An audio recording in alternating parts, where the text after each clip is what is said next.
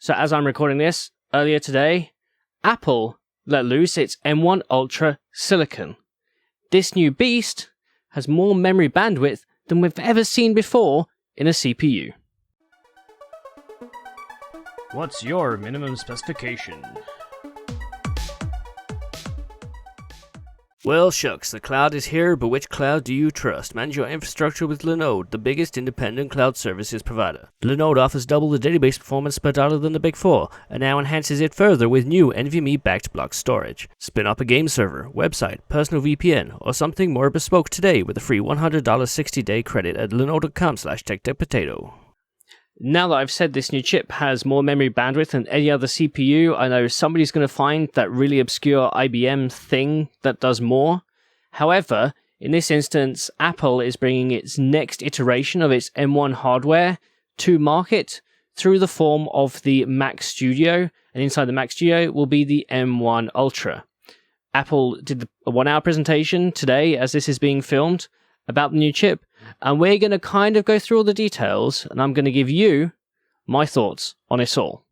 So let's just simply start off with the tweets that started it all. We have the M1 Ultra, and there we go. There's a diagram of a chip. Here's a more detailed diagram of a chip. This looks very much like this is the M1 Max.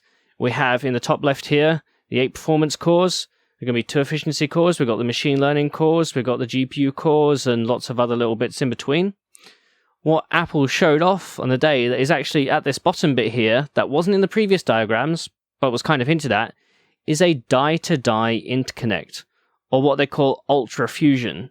So what we have here is 2 M1 Max dies put together with this sort of bridge. They say ultrafusion, it uses a silicon interposer, despite the fact that I've said uses a silicon interposer.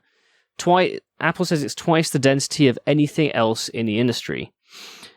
Well, so this interposer, you might think, well, is it a big CoWoS design? You know, what they did with GPUs and HBM, or is it something like EMIB that Intel's got, or eFob that AMD is using on the Radeon Instinct MI200X chips?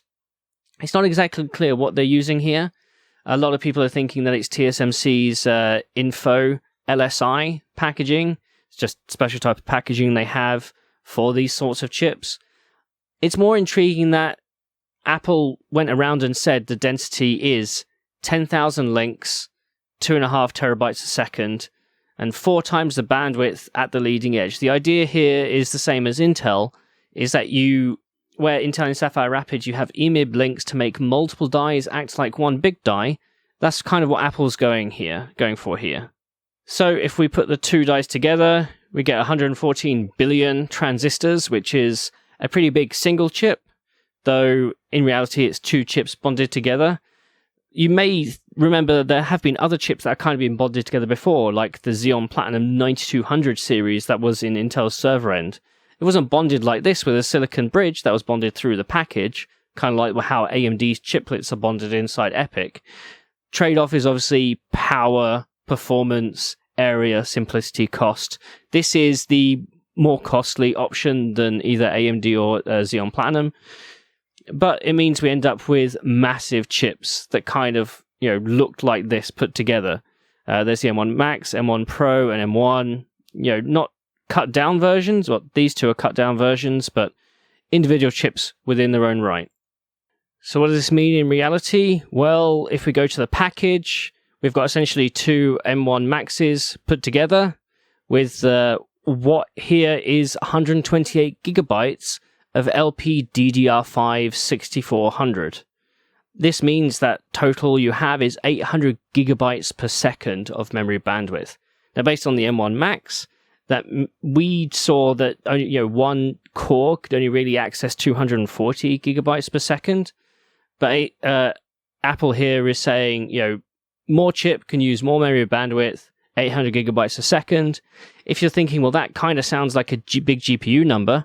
Yep, that's kind of exactly where Apple is going with this. The idea is that workloads that require memory bandwidth, say machine learning, and machine learning using TensorFlow on Apple devices is kind of increasing in its use, are going to benefit from something like this. But then we get into the chip. So because we're putting two M1 Maxes together, we have a 20-core CPU, that's 16 high-performance cores and 4 high-efficiency cores. Chances are these are going to be running at roughly the same frequency, and this is the same IPC we've seen with the M1, the M1 Pro, and the M1 Max. Similar sorts of, L2 cache, instruction cache, data cache, same architecture.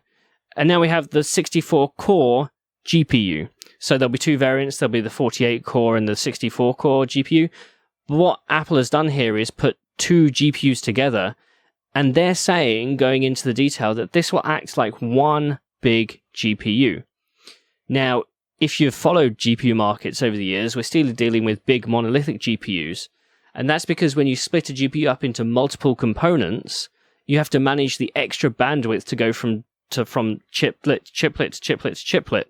And that's not really how GPUs work. You need a constant, a knowable latency from those chiplets to other chiplets for when you redistribute work and when it comes back. The documentation here suggests that Apple have gone and found a solution that works for them. That means that you can have one workload that works across both GPUs and is able to memory manage the different NUMA environments, the non-uniform memory architecture environments. That gets split across both GPUs. We don't have like an Xe-Link scenario with Intel where you can use one GPU on one thing, one GPU on another. Well, you can do it, but the point is you can get two of these to work towards one goal, and that's quite difficult to do. The devil is going to be in the details here. Exactly how Apple have done it, I suspect being able to control the software ecosystem is a big part of what makes this work. But it also means that the whole GPU has access to all 128 gigs of system memory as well. And here we have 8,192 execution units, 196,000 current threads. They're saying 21 teraflops. I assume that's FP32 or FP64. But also for gaming, you can use this big GPU by itself. So now we have the comparisons, first-party data, and if you're used to Apple presentations, then you'll know that these are to be taken A, with a grain of salt, and B, exactly what they're testing at the time. Doesn't necessarily always sound fair, or the test they're doing is something that's highly optimized for Apple hardware and software anyway. So take it with what it says. So here it's saying CPU performance with a 10-core PC desktop. Chances are that's going to be something like Comet Lake, or Rocket Lake, which is 10-core. Yeah, that would probably be Comet Lake. So 65% less power than a Comet Lake CPU running at 100 watts. M1 Max can do it at 30 watts. So that's M1 Max, sorry. This is M1 Ultra. They're saying they get 90% more performance at 60 watts, whereas a 16-core PC desktop goes up to 160, 165. 16-core PC desktop. What exactly would that be? Would that be an Old Lake one right now? But then we have CPU performance versus power. M1 Ultra can do the same performance at 100 watts less power. Got a 20-core chip here, 16 performance cores, 4 efficiency cores. Then GPU, they're saying same performance at a third the power for the Max, but with the Ultra, it's 200 watts less power than a high-end discrete GPU. I think they said this is a 3090 in their back end. So overall, with this processor, we've got M1 Ultra, UltraFusion architecture of two M1 Maxes put together, up to 128 gigs of memory, industry-leading performance per watt, 5nm process, TSMC 5nm, 114 billion transistors. It's kind of funny because even Intel doesn't give transistor counts these days. Silicon interposer, 20-core CPU, up to 64-core GPU, 32-core neural engine, and again, that splits to between two 16 cores, though if they can get the GPU to work as one cohesive unit, then they've probably got the neural engine to work as well. So any idea what silicon interposer is being used is me asking on Twitter. We think it's an info LSI, though we're going to have to wait until we see more details. One of the big things with the M1 Ultra is going to be that GPU with 800 gigabytes per second of bandwidth. That's assuming the GPUs on each die can work collectively. And yeah, that's an important... Again, if they can do it, it's a bit magical. And then here I say 800 gig is also not the real story. A single core can barely access 200, so it's a collective effort to use that bandwidth. So with that chip, with that M1 Ultra chip, Apple is announcing the Mac Studio. So this is the Mac Studio, the small one here, and this is the Mac Studio display, which is going to be a 27-inch display. So bear that in mind, how big this is. We'll get onto the size in a second. But I literally said, guessing on price, Mac Studio, this thing with the M1 Ultra starts at $4,000. I was a bit right on that one, and I didn't know in advance. But so the chassis for the Mac Studio here is 7.7 inch by 7.7 inch. That's what, times 2.54. That's about 20 centimeters by 20 centimeters. So for those of you regularly who build mini PCs, we're basically talking mini ITX form factor here. But it's 3.7 inches tall, which is about 10 centimeters. Well, yeah, about 10 centimeters. So mini ITX 10 centimeters high, and you've got a chip like this in it that does both. It's a CPU and GPU, and it's got AI acceleration. So here's the design. It's using a double-sided blower, which they provided in these sorts of pictures. They say it's a low-impedance heatsink, and you barely hear it for most workloads. That might mean when you really jack it up, you might start to hear it. If the data above was saying 65 watts, around that, I would think a mini ITX at about 10 centimeters. Yeah, 65 watts would be kind of where I'd put that system at. Nothing beyond that. But on this system, we have 4 Thunderbolt ports. I think they said, Thunderbolt 4 ports. That's a 10 gig RJ45, gigabit Ethernet, 2 Type A's, HDMI. They've got a high impedance Pro audio jack. The power button is on the back, but on the front, there's 2 Thunderbolt 4s that also do 10 gig Type C and microSD XE port as well. So then we go into performance. Again, first-party numbers, take these with a grain of salt. Mac Studio, say 2.5 times faster than the iMac running a 10-core i9. Mac Studio with... this is the Max and the Max. Okay, so back up a bit here. This Studio will come with either the M1 Max or the M1 Ultra. So just bear that in mind. They designed it for both. So GPU performance again with the Max, and then we should have more CPU here. Yeah, so Mac Studio versus 10-core i9. They're saying 3.8x faster with the Ultra. CPU performance with the Ultra over a 16-core Xeon. That probably wouldn't even be an Ice Lake Xeon. That'd probably be a Cascade Lake Xeon in a Mac Pro. Yeah, that sounds about right. 90% faster than a 2-3-year-old chip. I should hope so. And then Mac Studio Mac Pro against a 28-core Xeon, 60% faster. So take with that what you will. M1 Ultra against the Radeon Pro W6900X, which is the high-end Radeon Pro card, 8% faster. If this is what it's going to be now, perhaps the prediction here is that AMD is no longer in any future Apple devices. But the memory, with the biggest version, you can get 128 gigabytes of unified memory on the GPU. The base model with the Ultra has 64 gigabytes. In terms of SSD storage, you essentially have a PCIe 4x4, but it's Apple's custom proprietary SSD controller, so you have to be wary of that. You can't upgrade it internally. So you have base model comes with 1 terabyte. You can upgrade up to 8 terabytes, and I think it's like $1,200 extra. 7.4 gigabytes per second. Sequential performance, and then any extra storage you have to enable through the Thunderbolt ports. So this tweet, I said the specification seems great. The problem is that to take these pictures to do this stream, I'm having to use custom scripts that I've written using software. I used AutoHotkey, that has no Mac counterpart. So I don't know what I would do, how easy it would be to do it on a Mac by that comparison. And then I took all this picture here. That's Johnny Schroji, head of Apple's Silicon Engineering. And I just noticed that this screen looked like it was, it looks like something had broken. They really should put proper workloads if they're going to mock up this studio. Apple said that the new M1 Studio uses 1,000 kilowatt hours less energy than a high-end PC desktop. Now, comparison point for this is a bit unknown, really. Need to go back through the data. But here we have final specifications. So Wi-Fi 6, not Wi-Fi 6E. Bluetooth 5, not Bluetooth 5.2 LE. So Apple's a bit behind in its wireless strategy there.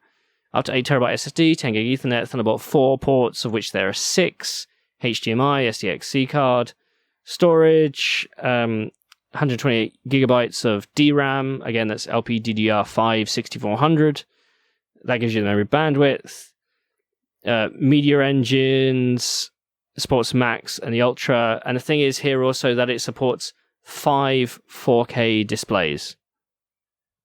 And the display can either be through HDMI, one HDMI, the rest have to be through the Thunderbolt display ports.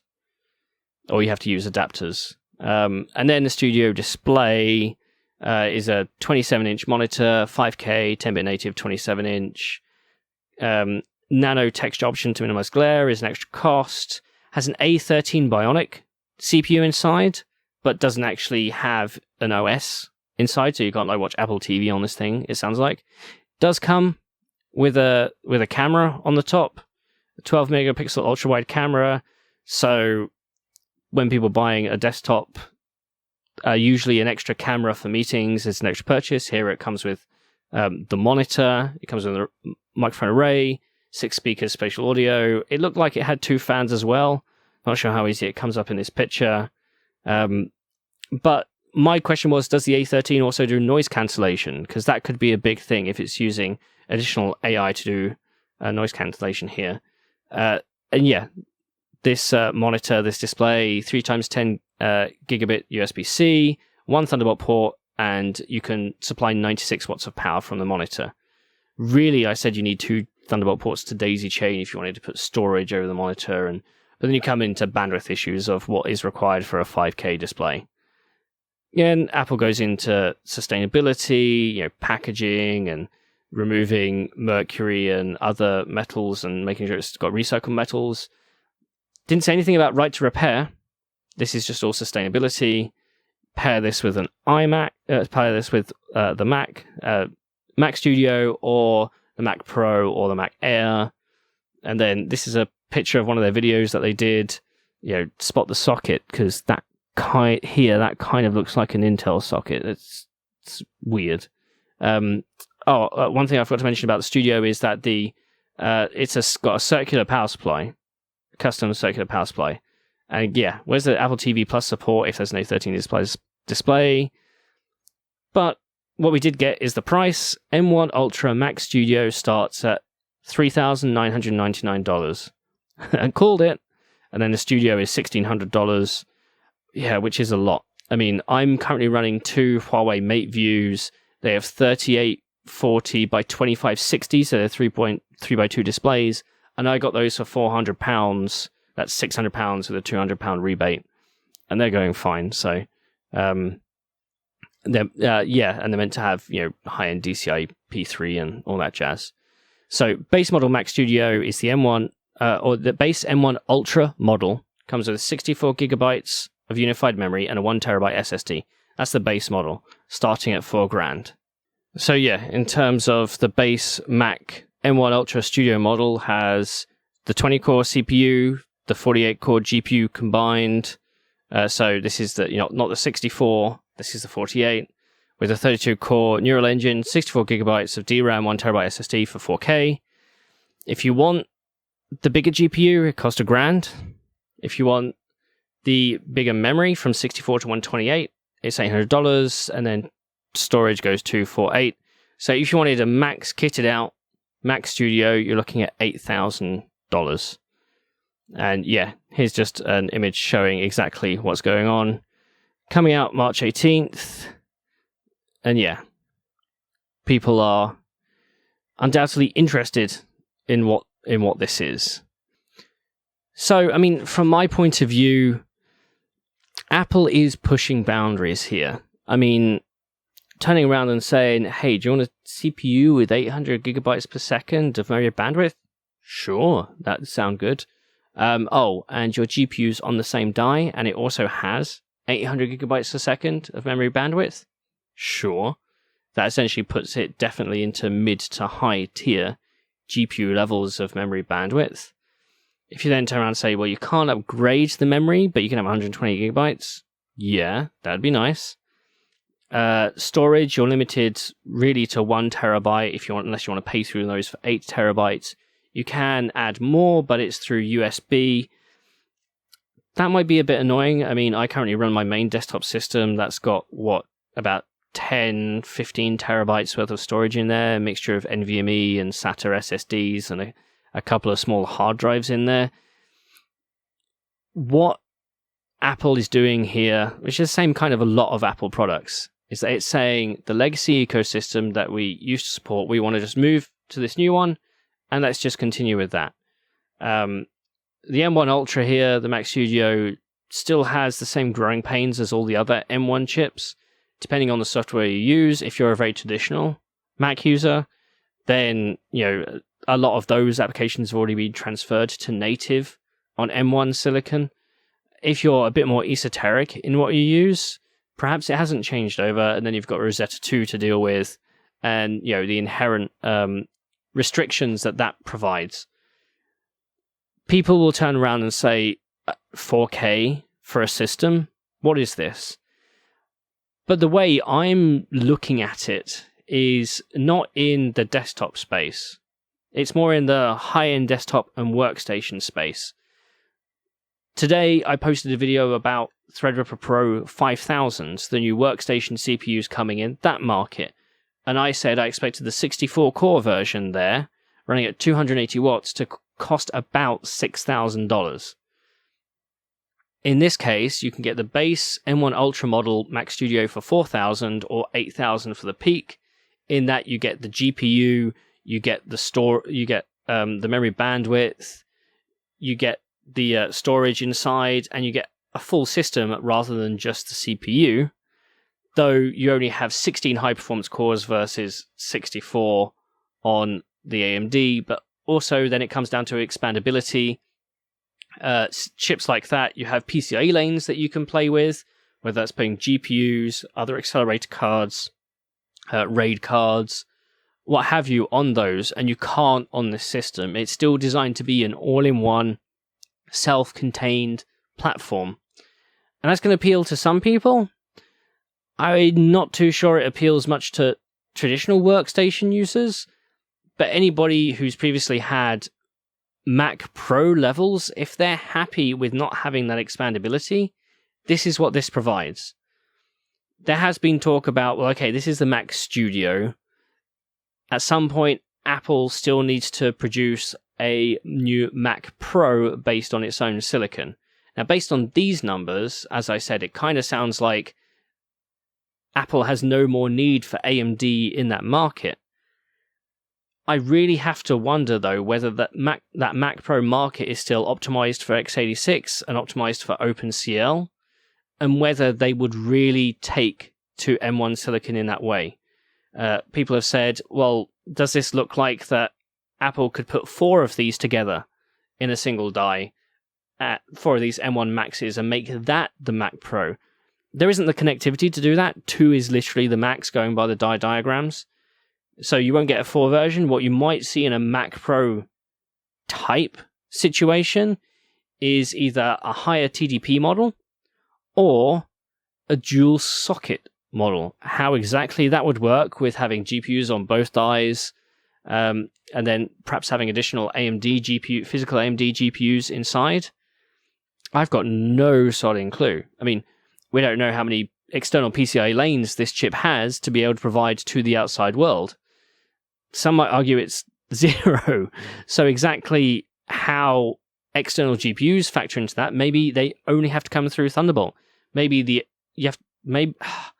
I'm thinking, what if they do an internal Thunderbolt connection to the equivalent of a PCIe by 4 riser? And that's where you put in the GPU. Yeah, you're limited to PCIe by 4 bandwidth, but you still get your GPU, and whether that's displays you need or whether that's the compute you need. Not a lot of, some compute is still bound by PCIe memory bandwidth, but maybe that's just the future of how Apple wants to take things. There's a lot of things I could talk about going down that route. But in terms of the M1 Studio here, I've already seen requests for me to review this. I have no contacts with Apple, unfortunately, so if I ever get to test one, I don't know. I'm not part of the Apple Mac crowd. I haven't been enticed into it, and as I said, I use a lot of custom software that I don't think has any Apple counterparts. But if this sort of chip came out in x86 land, we'd all be drooling over it. And that's kind of one of the pulls here. The same day that Threadripper Pro announced, we get this. I would say there's a lot more room for a lot faster compute when talking about all these chips. Question is always money, development, need. Just the joy of these chips coming to the market just shows that there are lots of things that companies could put together. IP, using standard connection interfaces, using chiplets, using multi-die packaging, using onboard memory, whether that's LPDDR or DDR or HBM with Sapphire Rapids, or whether that's something special with Trento or Milan X and stacked Vcache. Basically, chip design is just a bunch of Lego now. And yeah, this new chip from Apple looks kind of hot. Will it succeed? Though, does anybody out there have $4,000, $6,000, $8,000 to drop on one of these things? If you do, let me know in the comments how you get on.